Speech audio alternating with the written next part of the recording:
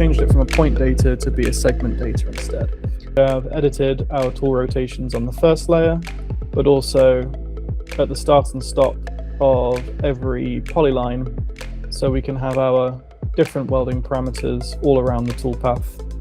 And you can see that kind of color coded across the part here.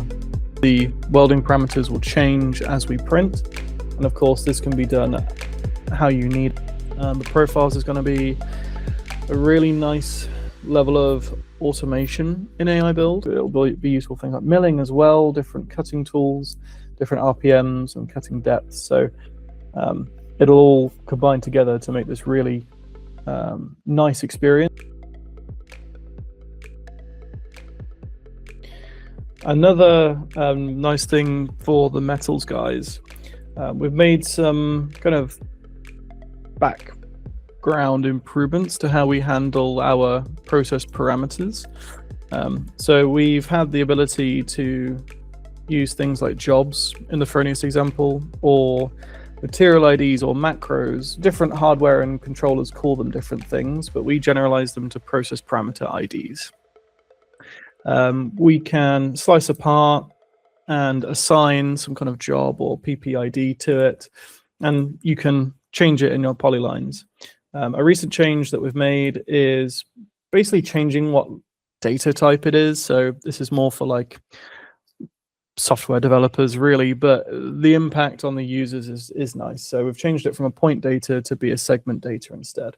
So then when you're editing, combining, joining, manipulating your polylines, your process parameter data will kind of remain where it's been set, rather than trying to blend it with the equivalent things like tool orientations, which are handled differently. So this is the example we looked at earlier when we asked the AI to explain the workflow.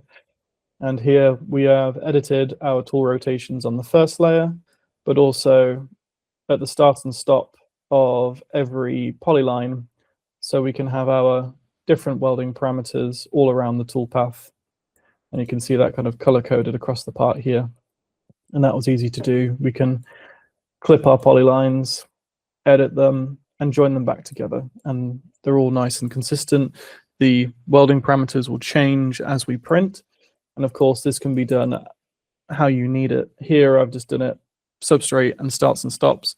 But if you need it on certain layers or certain types of polylines, or just on overhanging sections, for example, or on curved sections, whatever it may be, by this change that we've made, it's far easier to edit and manipulate your process parameters across the toolpath.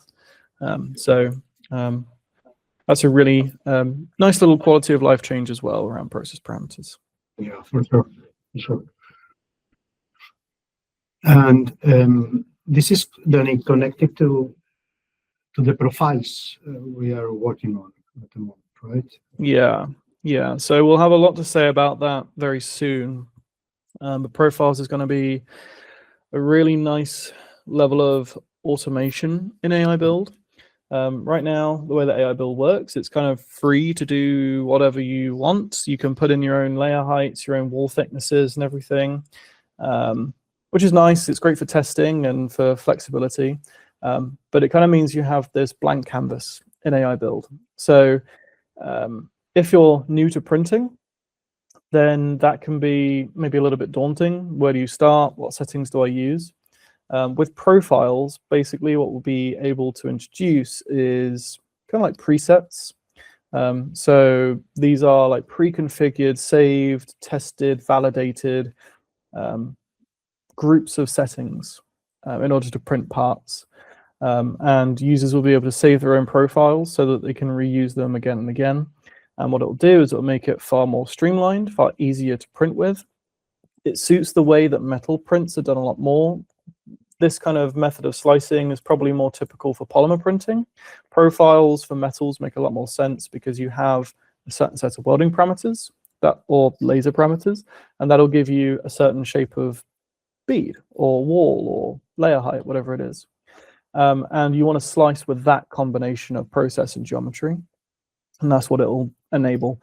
And it'll make it far easier. And like you mentioned, it'll be kind of blended in with the process parameters, different tool IDs, all this different stuff. So it'll be useful for things like milling as well, different cutting tools, different RPMs and cutting depths. So it'll all combine together to make this really nice experience. And if you're using the same kind of process parameters and slicing settings regularly for your process, then it's going to really improve and streamline your workflow. Yeah, we are grooming that at the moment, and it's moving extremely fast and well. Also, as anything we develop in the product, we always attack these capabilities from the perspective of scalability and maintaining flexibility for the user. So we are also going to be